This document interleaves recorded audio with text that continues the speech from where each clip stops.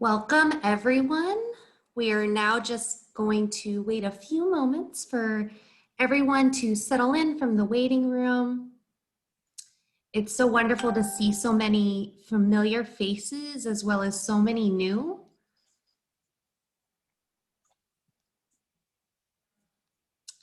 Okay, so I think everyone is in from the waiting room with perhaps just a few folks continuing to arrive. So we can go ahead and get started.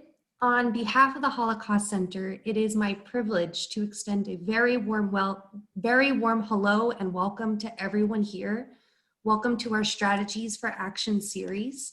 My name is Serena Ahmed, and I am the program coordinator for the Holocaust Memorial Resource and Education Center of Florida.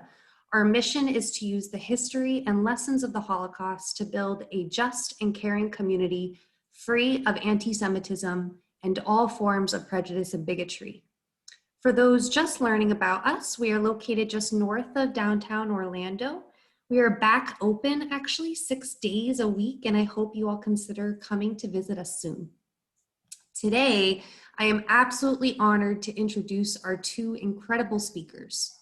Mary Choi Robinson is an Asian American Korean adoptee. She currently serves as Assistant Director of the Office of International Programs at Rollins College. Mary also co-created and now teaches a short-term course on global citizenship. She is part of the CREATE program facilitation team at Rollins, creating anti-racist teaching and learning environments, and also currently serves on DEI subcommittees for 2 study abroad professional associations. She has also served as past co-chair of the Rollins Diversity Council and wrote 2 recent articles on anti-Asian racism and Asian allyship for Black lives. Mary is an advocate and mentor for adoptees, orphans, and foster care youth. Rachel Luce-Hitt is our Holocaust Center's education director. She is responsible for providing strategic leadership for school and community education programs, including Upstanders Stand Up to Bullying. Rachel is charged with creating experiences that help people make the connections between the lessons learned from the Holocaust and issues facing our world today. Prior to joining the HMREC team, Rachel spent 13 years working in higher education, focusing on designing diversity and inclusion curriculum, facilitating difficult dialogues, and empowering people to find ways to create kinder and more socially just communities. She is a trained SEED leader seeking educational equity and diversity and a member of the Jewish Social Justice Sela Leadership Network. Please know that our speakers are happy to engage with questions, so please just write your questions into the Zoom chat box, and I will actually try and pose questions to our speakers today towards the end of the program. And without further ado, Mary and Rachel, let me pass this Zoom mic over to you. Thank you so much, Serena. Hello, everyone. It's so good to see you all here again. I'm very used to seeing all your wonderful faces for our Strategies for Action series, but I am not always used to being the presenter, and not only a presenter, but in a more personal way. So I wanted to let you all know that today is going to be structured a little bit differently. I'm very, very pleased that I get to be here, not only with my colleague, but friend, Mary. We've worked together in the past, had quite a bit of time where we didn't see each other, unfortunately, for a while, and then got to reconnect on a podcast, actually, about racism and microaggressions and all of those kinds of things. And so I'm very happy to be here with her. We're going to do this more of conversation style, both between the two of us, but I'd like to reiterate what Serena mentioned, that we'd really, really love to get your comments and your questions. So please feel free at any point during the session to type those into the chat, and we will try to incorporate either throughout the session today or definitely at the end. We're going to get to some as well. So with that, Mary, thank you. Welcome. Thank you for being here. I hope you're okay with this kind of a back and forth conversational style for today. Rachel, thanks so much for having me, and to the Holocaust Memorial Education Center, thank you so much for hosting these important events. I appreciate the warm welcome, and I look forward to our conversation. Yeah, you know, in the description for today, right, we talk about wanting to address like the complexities of Asian identity and culture and experiences, and even just by the title, which I'll talk about a little bit later in Not Your Typical Asians, and why I love the title and hate the title at the same time. It brings me to ask these kinds of like overarching questions of why are we even talking about this topic, right? Why this topic? Why us, right? Why the two of us on the screen right now to have a conversation about it? And why now? So I'd love to open the floor to you, Mary, just to get us rolling and talking about why, the big why. Right, that's a big question. And I think there's so many ways to answer that, but I know, from a timely perspective, I guess I'll start with the why now, which kind of relates to the why this topic, right? Since the global pandemic that we've all been living through in various ways, there have been significant side effects to the Asian community. And so, the sharp rise in violence, murders, anti-racism has been significant. And we know that the reporting is not even indicative of all that's happening, but the reporting is quite significant.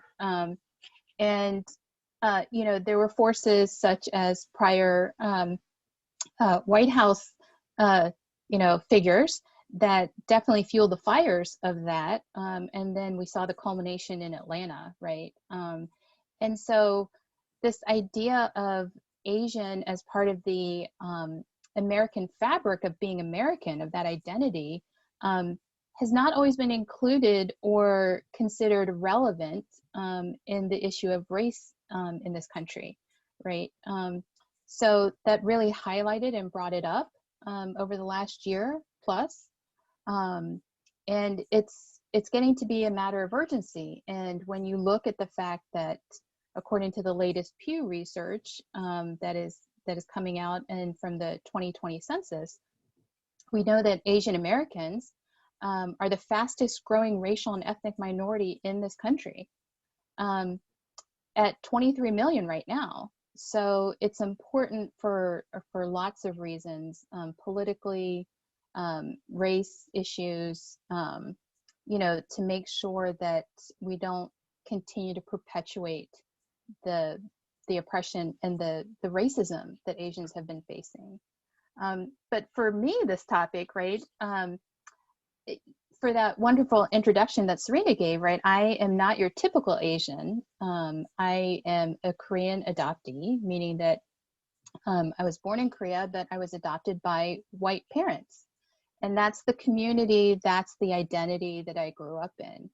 And so within the Asian community and within non-Asian communities, right, I'm definitely not your typical Asian for a multitude of reasons. But it's still who the world perceives me to be, whether there's a disconnect internally and externally or not. That's how I'm read and how I'm reacted to in the world. So, and my Asian experience is definitely not the only one that's not typical, right, to yours, which I'm going to not speak for you, but also for other Asians, whether they might be trans or LGBTQ plus or mixed race or disabled. There are so many iterations of what Asian is. And I think we so often just focus on a very narrowed concept or idea of what Asian is in this country. Yeah, with the title, and I mentioned how I love it and I hate it, but I love it because it can be provocative, right? So not your typical Asians. Whenever I hear that word of typical or sometimes like normal, right?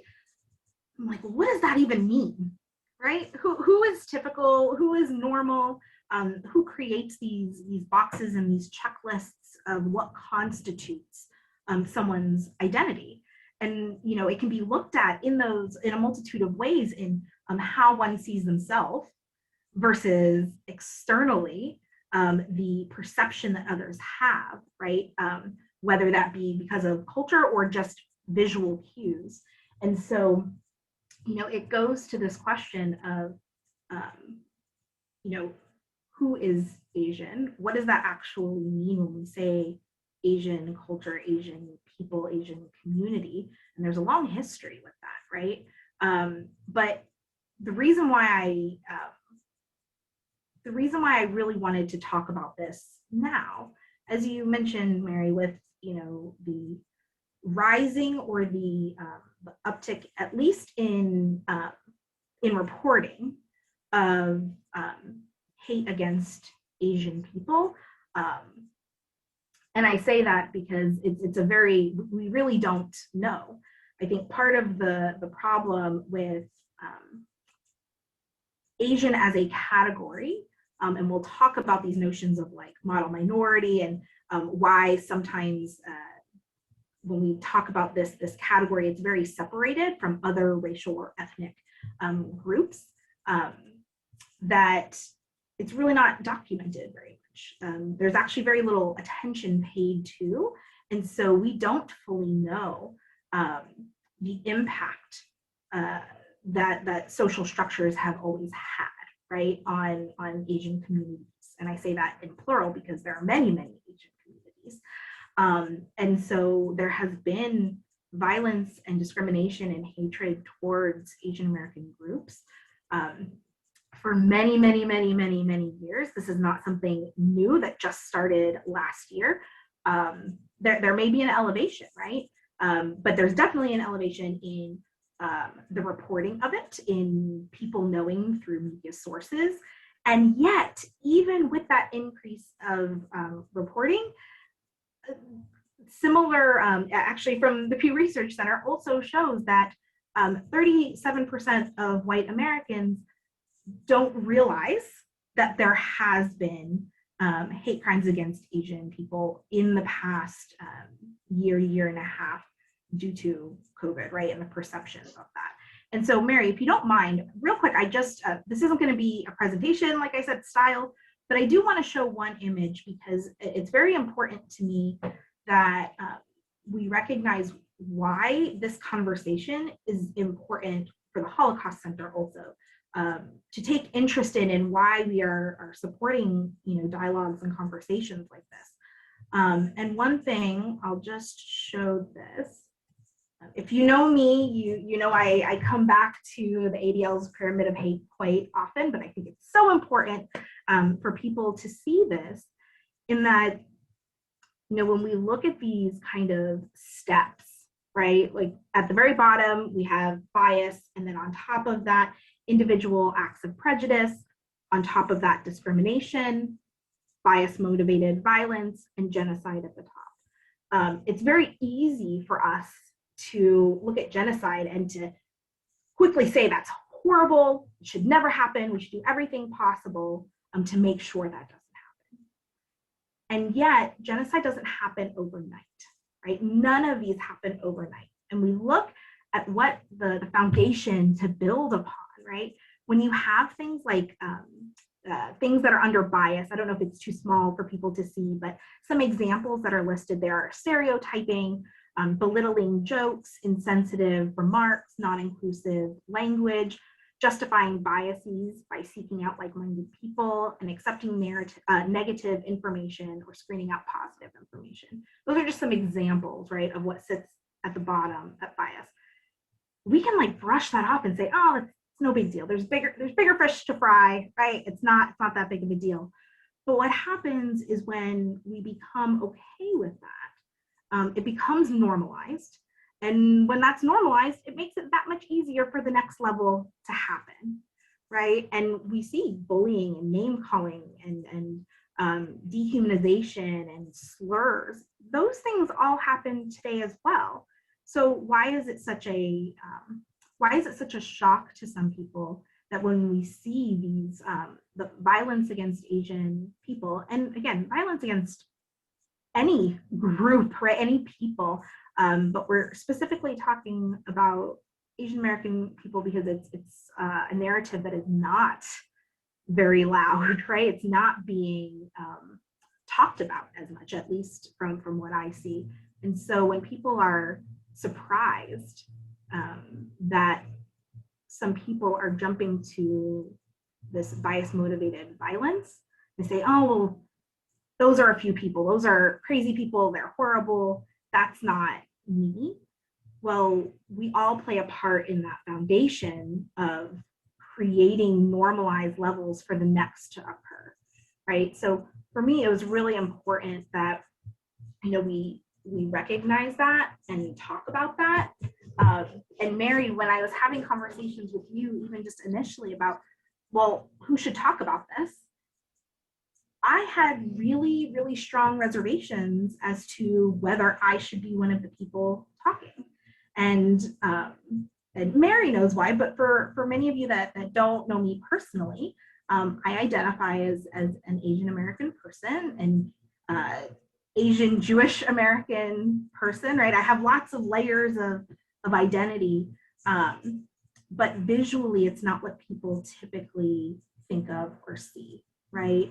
So when we hear about these acts of violence against Asian people, I know that the likelihood of that falling upon me personally and being a target is very, very low, because most people won't look at me and jump to that conclusion. And yet I still hold very strongly aspects of my Asian identity that oftentimes people feel that I can't have or shouldn't have and get ripped from me, right? And so it's like this very delicate balance of talking about these issues. But Mary, if you can also share some of the experiences that you've had, it's interesting because for me, they won't necessarily be experiences targeted at me, but ones that I witnessed because I can pass as non-Asian, right? Yeah, well, and I would say too, Rachel, like you might not visually cue as Asian to some people, right? But that doesn't mean that the secondary impact to you as a woman who identifies as Asian doesn't feel that, right? That there isn't that emotional, weight, that there isn't that potential fear. And, I think that that's important to recognize, that your connection to that in whatever way you feel it is still very valid, right? And I think particularly it might be more harmful in circles where maybe people do know you identify that way, right? But then continue to still act as though you don't. Yeah. Well, and it brings us to the question of like, who is Asian? Because right. On that pyramid of hate, under bias, that very foundational level, one of the things is stereotyping. And in my opinion, part of what has been created as this Asian narrative that many times we fall back on, and I say we as in society, American society as a whole, including myself, is a very limited view, a very narrow look at what Asian means and who is included in that. And this is part of the reason why wanting to have this discussion of, when the media started reporting about these hate crimes that were happening, and this is not a woe is me moment kind of thing, but nobody reached out to me, right? No one reached out to see how I was doing. And it made me think. And so I talked about it with some people, both in community and externally. And some of the replies or reactions that I got was, oh, I don't think of you as Asian. one, right? So that kind of like brings it back. Some people didn't know what was happening, you know, outside of their world and the news and the media that they consume themselves. But part of it was just this stereotype of, not that they didn't know that I was an Asian, but like who actually constitutes. So many people that I spoke with don't think of anyone outside of Chinese, Japanese, and possibly Korean, right, as their default when they think of Asian people. And so it's a complexity of, sure, there are lots more Asian countries, right, if we're looking geographically, but it's more than geography too, which, by the way, it's important to remember. There's South Asia, there's Southeast Asia, right? We're talking about Pakistan, we're talking about Bangladesh, we're talking about India and Vietnam and Laos and the Philippines and Malaysia, and right, like it can go on and on and on. But even in addition to that, all of these categories are humanly created, right? So we can look at political boundaries and alliances. We can look at culture or linguistics in how things are divided, geography. I mean, if we look at Russia, right, the majority of Russia is within Asia. But there's a lot of complexity to how people would identify, because even within Russia, right, there's something like, I think it's close to 200, 190 different ethnic groups even within Russia, and some may visually more closely associate to the stereotype or what we consider typical with Asian and culture and language, and some may not, right? So there's a lot of these kinds of pieces of who is accepted or thought of, because many Asian people and cultures, and also many do not have countries to tie and associate with, right? We need to remember that piece of it. It's not just about country and political lines. We tend to not be counted, even within the United States, when we are surveying, when we're looking at education systems, when we're looking at success rates. All of those are also very narrowly looked upon and also grouped together as one Asian monolith, which does not actually exist. And I know, Mary, that's something that we had talked about quite a bit, is this idea of, AAPI, which, by the way, Asian American Pacific Islander, we're not even mentioning Pacific Islander, that's a whole other added piece to this. But that API Heritage and Awareness Month just passed. And usually that's where it stops. If it's talked about at all, it's talked about within the realm of 1 month.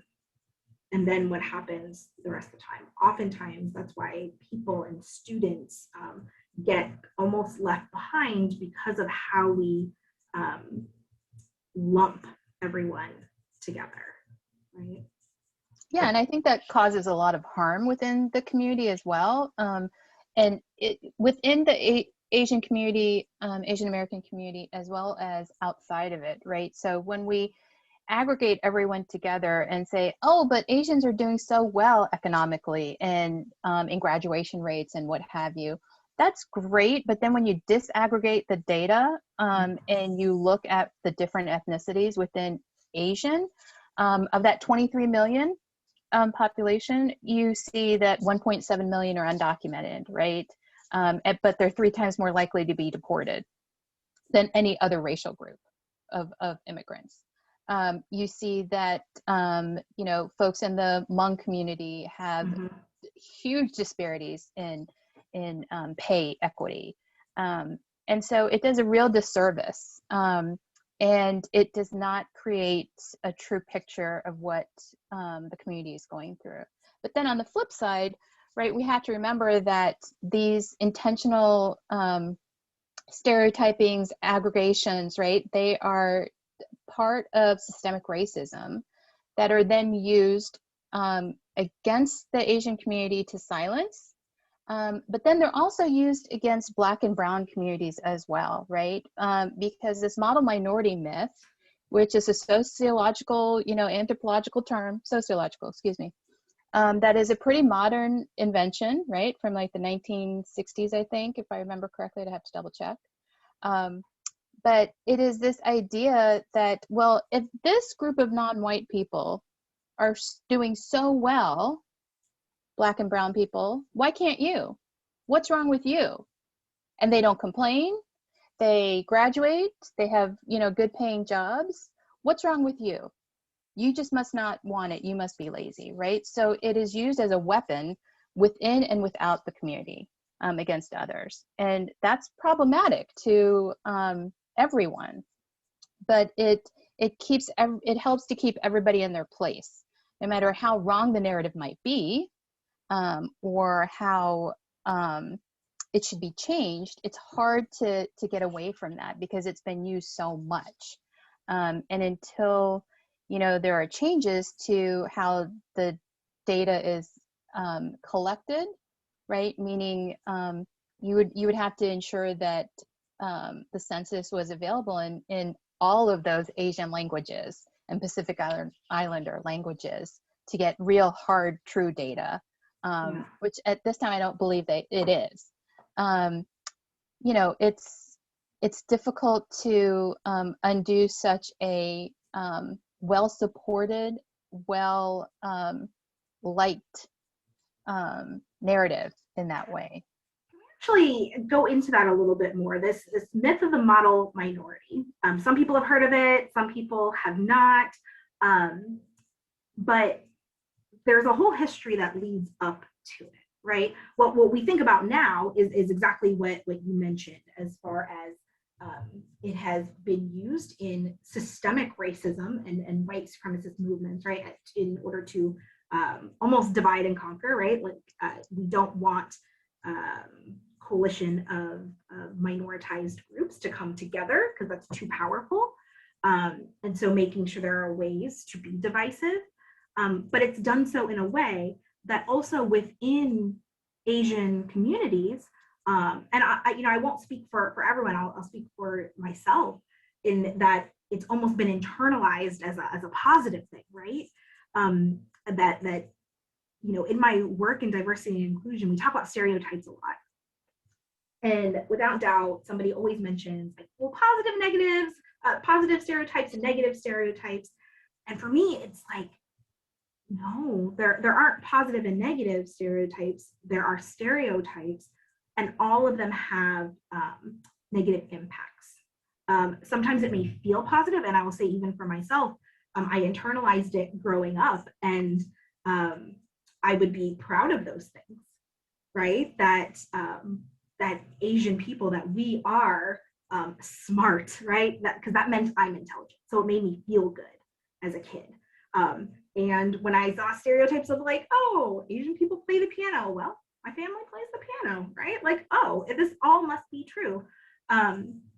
But for that to be true, then also it was in my head that all of these other things, right, must be true. And so there's a negative impact, one, on what that looks like for pressure and expectation of people, and what success is, what is expected as far as place in society, but also that in American society, part of that stereotype is that Asian people are submissive, right? That we don't cause trouble, that we don't use our voices loudly, we don't speak up if we have something to say against, and all of that has very negative impacts on, one, students, right? And as they're growing and developing and learning, but then also creates this narrative of who we have to be as professionals or what our place is in US society.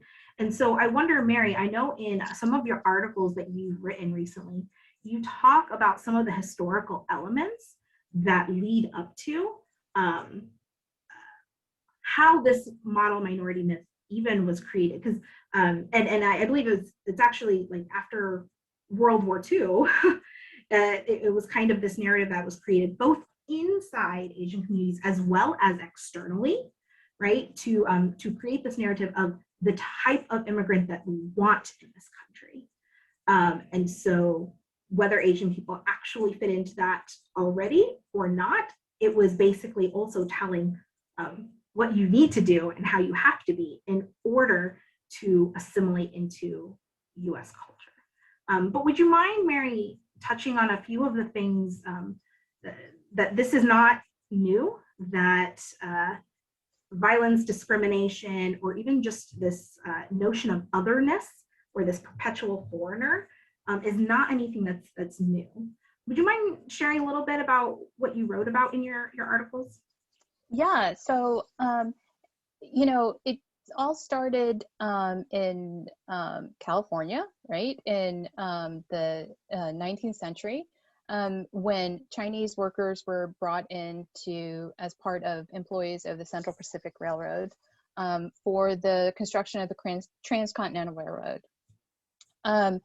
And the problem was that the women that they brought with them, the laborers, were seen as easy providers of prostitution for any of the workers that were there.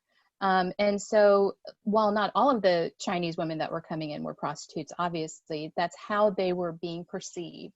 And so the 1875 Page Act is specifically barring the entrance to the US of immigrants that in coded language aren't skilled laborers, might be prostitutes or create prostitution. So it was a way to keep Chinese women out of the US. And it's the first time that this intersectionality of gender and race are combined and legislated by the United States government to keep out a specific type of person. Then we move on to the Chinese Exclusion Act, which was an immigration policy that barred all people of Chinese or Asian or the lovely term Oriental heritage, right, in 1882. Then we move on, and there's, you know, the 1942 internment of the Japanese internment order of World War II. And then, you know, you look at this idea of during the internment, it really causes this perpetual foreigner stereotype in such a salient way, because the people that were rounded up, it didn't matter if they were actually American and born here or if they were actual Japanese immigrants. And it didn't matter if they were Japanese. If they looked like someone like me, they were rounded up, right? And so this physical exterior marker is what's really used to other Asians in a way that is not as much used against other racial groups. We're easy to spot. And so, you know, this idea of perpetual foreigner comes up in so many ways. You know, unless folks who attended today's session read the bio on me, once they saw me, they might have been concerned, am I going to be able to understand her? Right? That's another way of that unconscious bias of seeing us as perpetual foreigners, right? I think you've told me before, right, that some people have said what great English you speak. Oh, sure. Students, you know, strangers, everybody.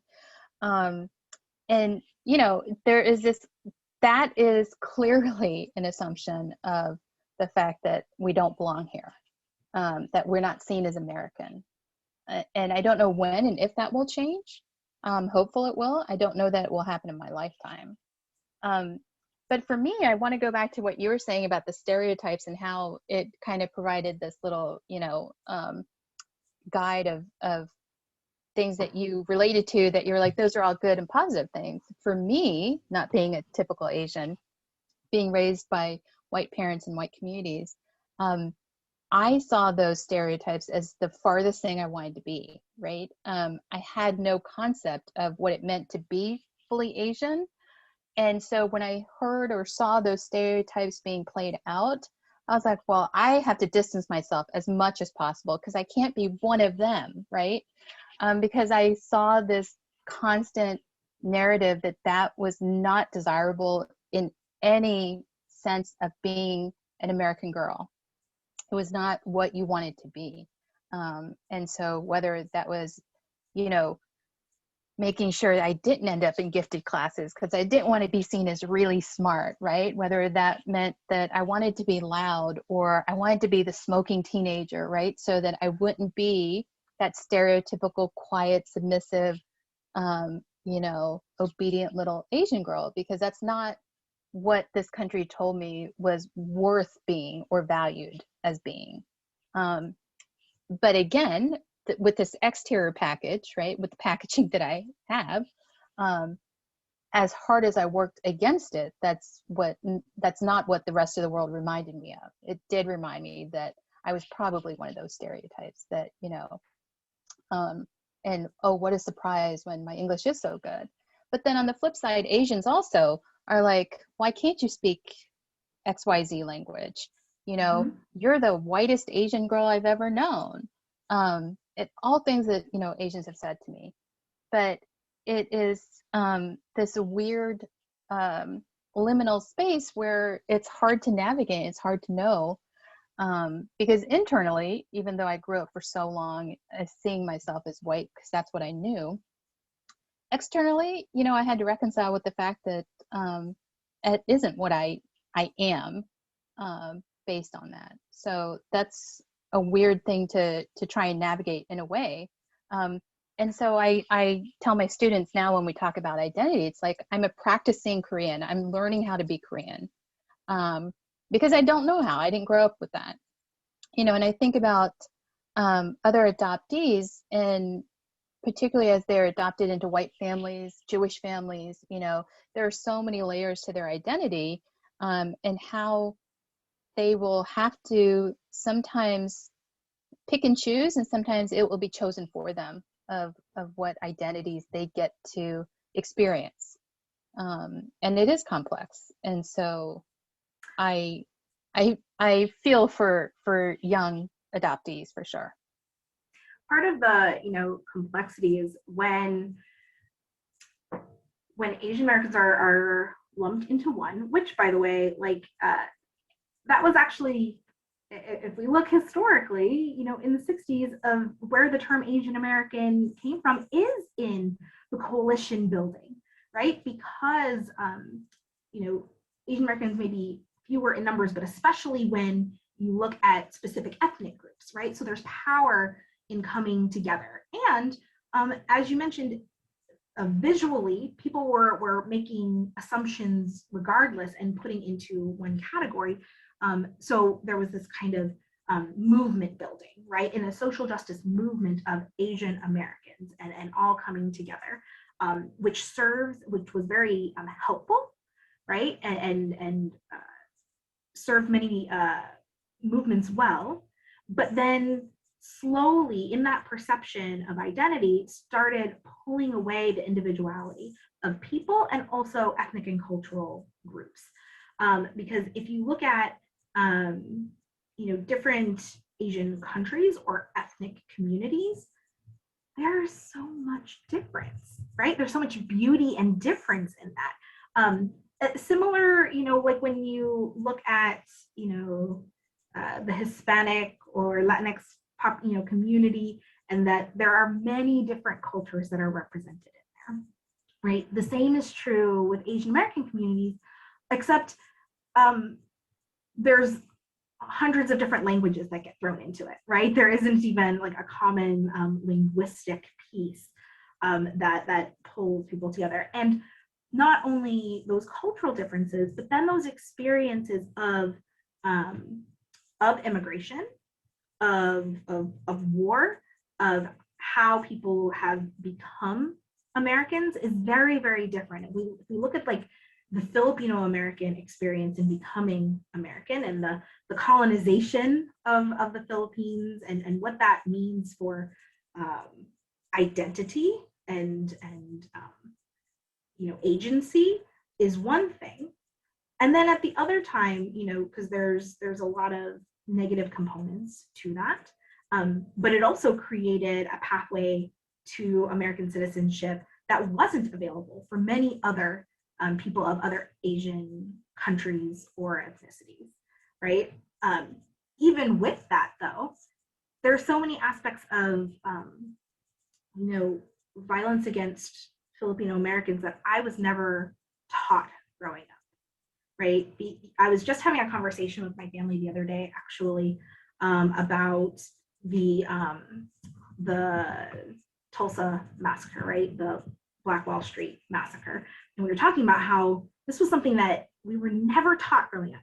None of us had heard of these things, right? Including my parents, my siblings. And then I also looked at my own Filipino culture and history, both within the US as well as in the Philippines. And it was not taught that in the 30s, even though Filipinos were one of the few Asian groups that were allowed to immigrate into the United States, right? After the Chinese Exclusion Act and then subsequent policies to ban almost all Asian people, the Filipinos were not considered in part of that because we were considered US nationals at that point, with the US taking control over the Philippines. But that created other problems, and there was still the othering that was happening. And by simply having Filipino men dancing with white women caused a riot, right? Caused acts of violence, of dragging Filipinos out of homes, out of clubs, and beating them in public. These are all things that, when I think of like the privilege that comes from the way Filipinos in some manner can gain access to the United States, there was also a lot of oppression along the way. And especially within, sure, we have laws and policies, and we can look at that history, but how people treated one another, and that it was always literally othering. And this notion of the perpetual foreigner, that first of all, people should be treated with respect and humanely in all instances. But even if a person was, as you mentioned in some of your examples, Mary, born here, raised here, without an accent, and I recognize accent is all perspective and very ethnocentric in the first place, but with some of those markers, still always seen as exotic or from somewhere else. And like that whole notion of where are you from? No, where are you really from? Is something that happens all the time and is seen as so as not that big of a deal. But I promise you is what lays that foundation for all of the normalizing to happen on top of that. So Mary, since, in a few minutes, I want to make sure that we have time for some questions and some time for discussion on that. But I know even just you were telling me the other day of ways that you've personally experienced this sort of othering and discrimination and racism, and how that leads to being really hyper vigilant of surroundings and of safety. If you wanted to share a little bit about that. Yeah, so, when last year, when everything first started happening, and this term, Chinese virus, Kung flu, all of this started going around, I had said publicly, I am afraid to go out my front door because of the face that I've been given. And I think people thought maybe I was being too sensitive or overly paranoid, but things continued to escalate as they did. As of May 1st, 6,600 reports incidents have been reported. 68% of those incidents have been done against Asian women, right? And so there is this real sense of concern if you're an Asian woman that looks East Asian, that looks like me, you are susceptible to violence. Those numbers are only the ones that are reported. Exactly. Right? Because part of that Exactly. default narrative is to not complain and to not report. Right. Right. You know, and 1 in 3 Asian Americans are fearful, as they should be, because after Atlanta, it didn't stop. Right. The world was horrified about what happened in Atlanta, but the attacks didn't stop, with hammers, with cinder blocks, you know, with punching, with kicking. It didn't stop. AAPI Heritage Month, there wasn't a break on the violence because it was Asian American Pacific Islander Heritage Month, right? And my adoption status, my status as an adoptee raised by white folks and knowing more about white culture probably than Asian culture, doesn't give me a pass with someone who wants to be violent towards me because of what I look like. But a couple weeks ago, I was at the grocery store, as I do every weekend, you know, shopping, and I was by myself, and these 2 gentlemen who appeared, you know, outwardly white. One was probably in his late 30s, early 40s, and the other one was probably in his late 50s, early 60s. You know, the younger one looks at me. I have on a mask, and he looks at me. He does a double take, and he says, "Oh, ching chong ching," and just stared at me. Now, anyone who knows me, and there are some people here who know me, including you, I tend to be pretty feisty. And a few years ago, I would have been incredibly reactive in a feisty way towards this person. However, since last March, I don't have the luxury of being feisty because there is that underlying threat of violence against my physical person. And that takes away a person's power, right? It takes away their autonomy to a great extent.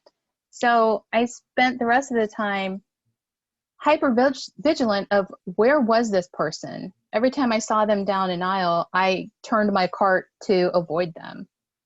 On the way to the car with my buggy, you know, I'm looking over my shoulder the whole time to make sure that I'm not being followed, because as I'm, you know, checking out and paying or whatever, I'm more focused on that at that moment, and I'm not cognizant of where they are in physical relation to me. I should not have to live my life like that, right? And it's just, it was a very vulnerable moment and very frustrating and moment that just was not something that anyone should have to experience in this country, you know. And I will say to everyone in the call, you should not have to know someone who looks like me or Rachel to know that violence against them is not right, that it's not okay, right? It's just, yeah, those are the times we're living in, and it's hard to avoid. And again, it doesn't matter, you know, whatever my prior life has been. Up at that moment, all they saw were Asian eyes and the emboldening power on their part to feel like they could other and lesser me, right? Yeah. You know, it's interesting. I was saying how I am not the recipient of that kind of direct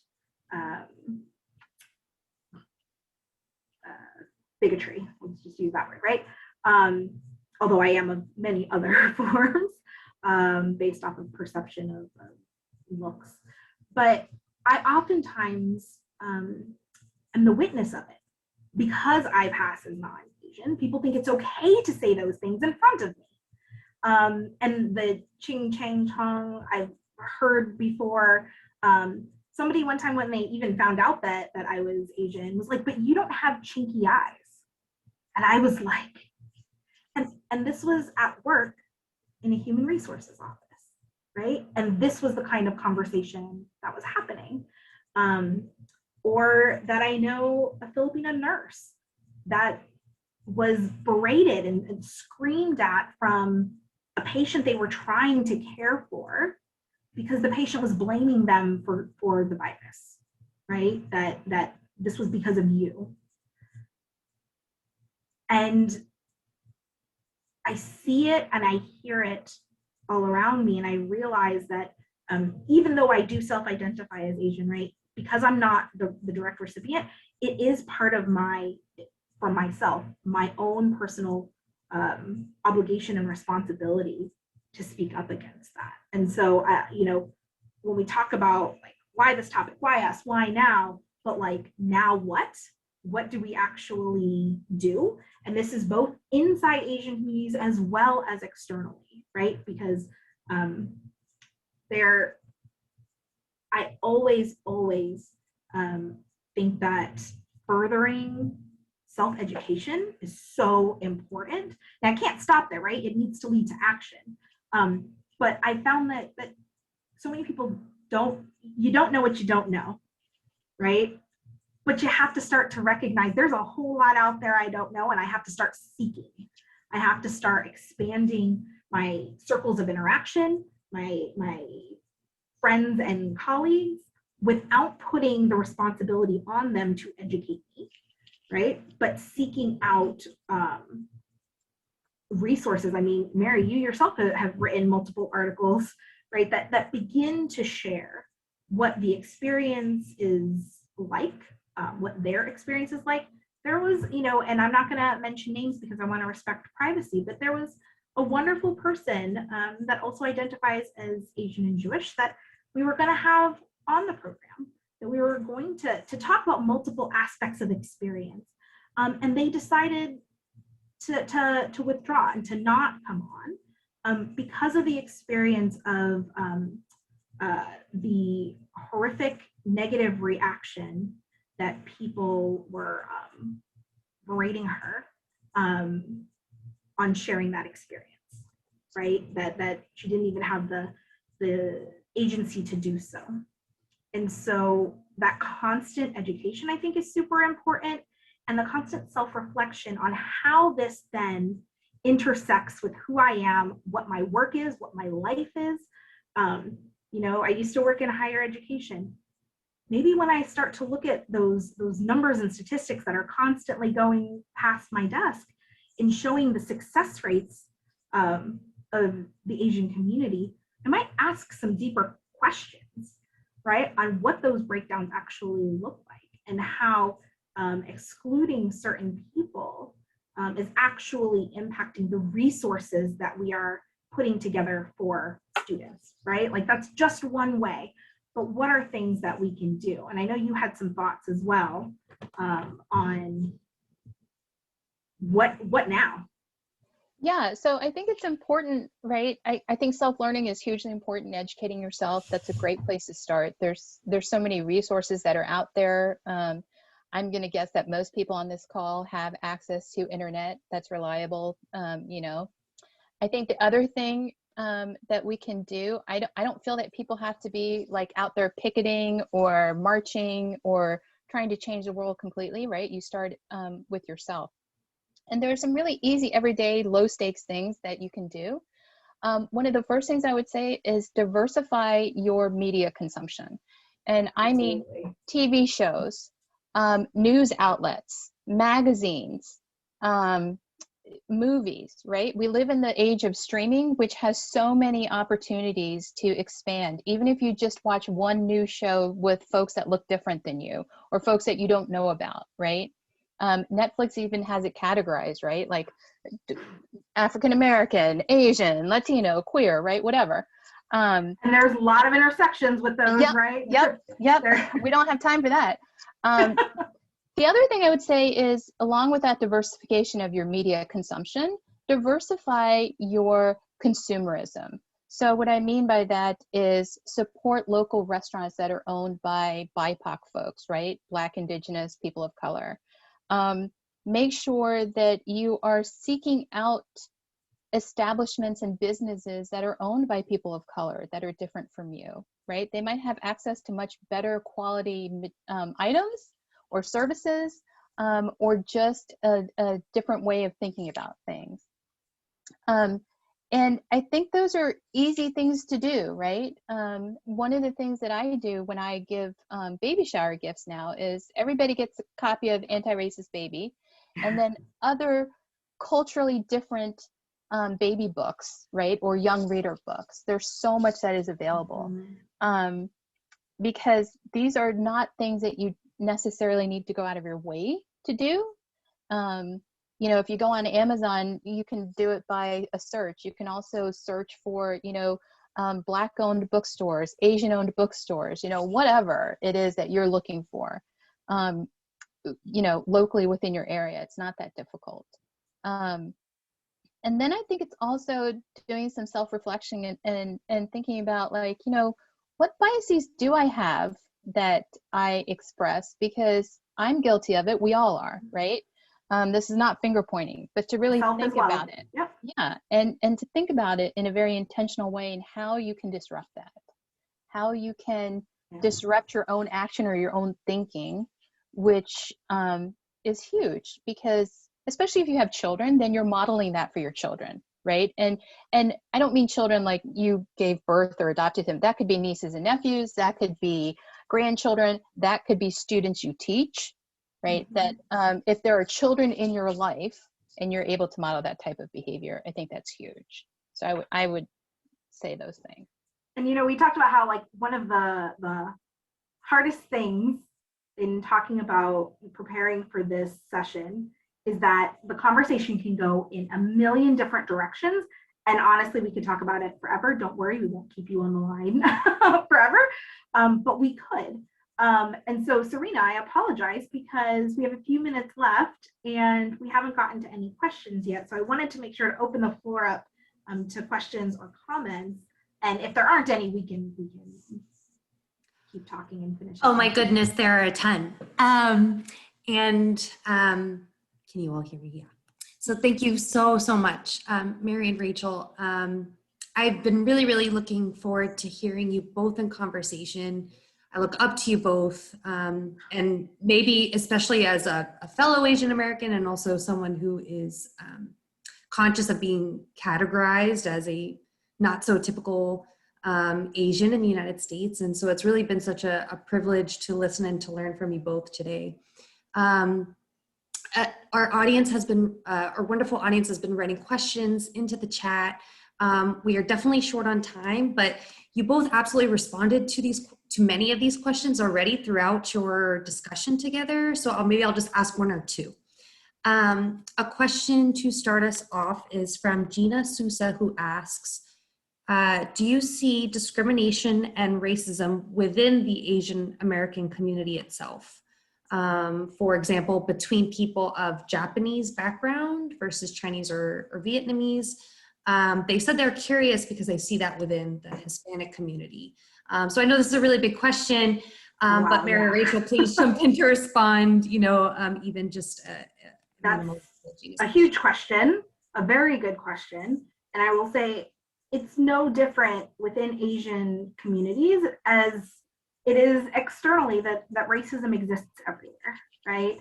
That doesn't mean every single person and everyone has different viewpoints. But when we look even just socially or between ethnic groups, yes, absolutely. I see it unintentionally sometimes with even growing up. I had some of my East Asian friends would say, no, the Philippines isn't Asia, you're not Asian, right? And in a way of excluding or creating hierarchies within ethnic groups.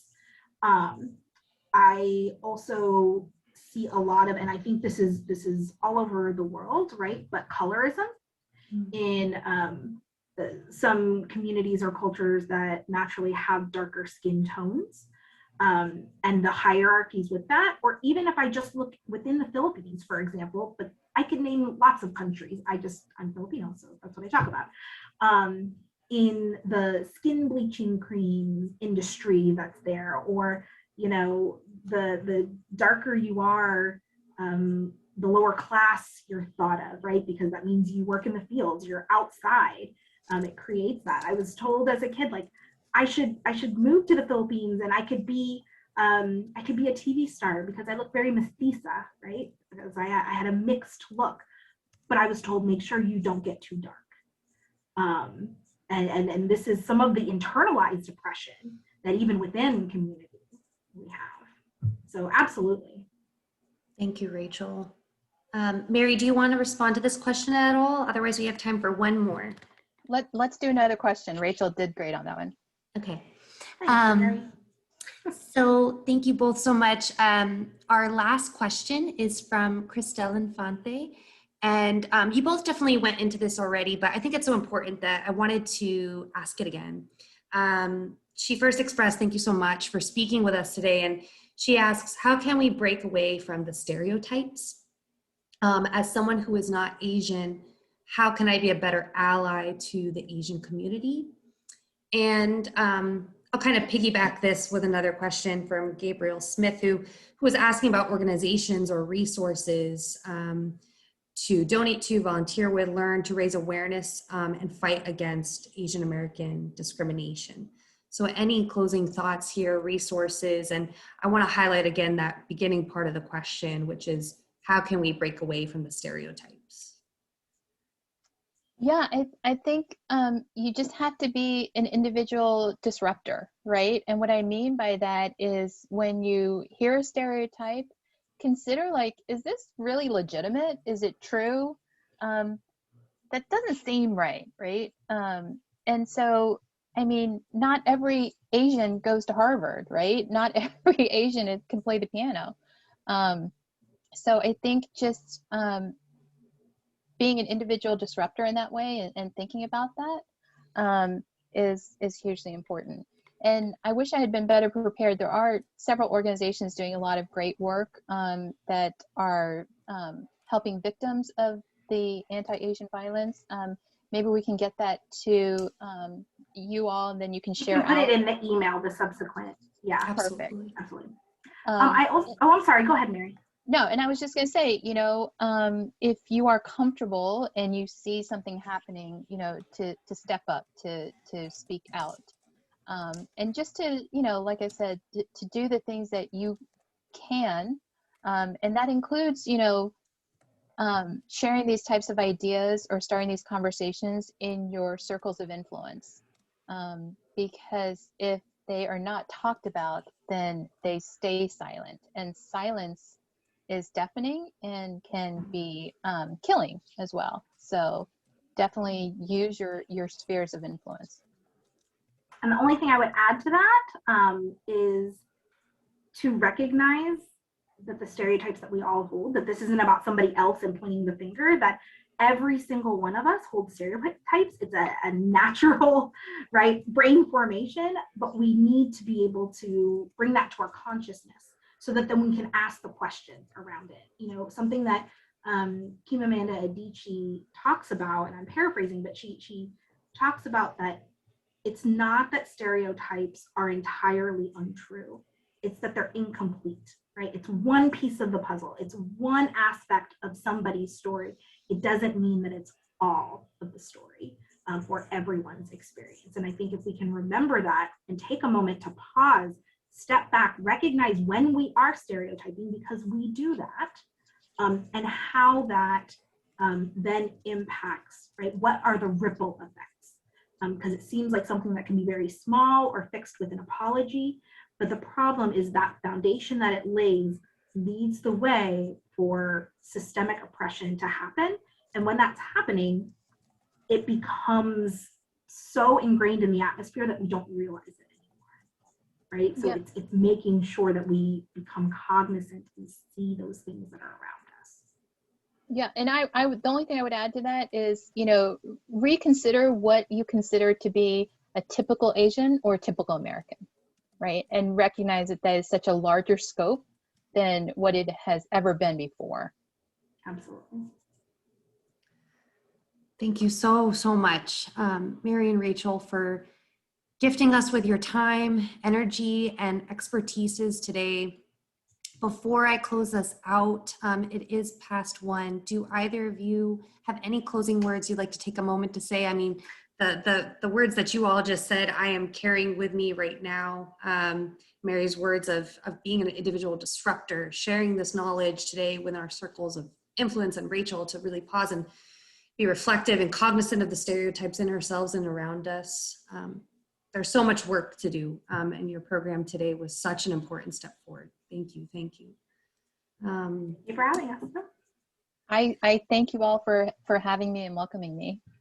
Thank you. And if I may just read one word of appreciation to you from a community member, because there were a ton of appreciative comments, and I like to at least read one from Amy.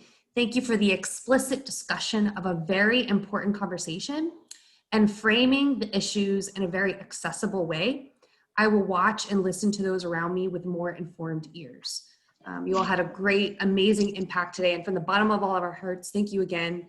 And I want to sincerely express our appreciation to our audience for always being with us, supporting each other in this work, and writing such thoughtful and meaningful questions into the chat.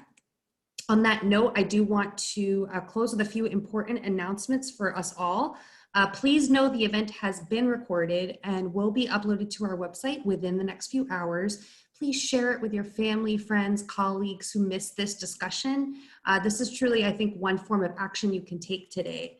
And after today, you will receive an email with a link to take a short survey where you can provide your feedback. And if you may, please take a few moments to complete the survey. We greatly appreciate your feedback on how we can improve our time together in all future events and keep these conversations going.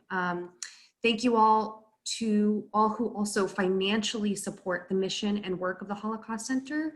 Links are actually being posted into the chat by my colleague Leilani, where you can make a donation through our website. Lastly, I really want to make sure to highlight our upcoming virtual programs. I know we all have more questions after this amazing event today, so we just have to look forward to these future experiences together. On June 27th, Sunday, you do not want to miss the opportunity to hear Claire Soria, a survivor of the Holocaust, speak live at 3 p.m. This is a part of our series called In My Own Words, where we hear directly from Holocaust survivors, eyewitnesses, and their descendants. And then on July 11th, a woman named Sylvia Foti will be speaking for our community about her story and her shocking discovery on how her grandfather was a Nazi war criminal. The links are being posted into the chat by Leilani for you to register for these events also, and more events are continually being added to this event page, so please also stay tuned. And on behalf of the Holocaust Center, thank you all again for being with us, and I hope you all have a wonderful rest of your day. Thank you so much, Mary and Rachel. Thank you. Thank you. Bye, everyone. Bye.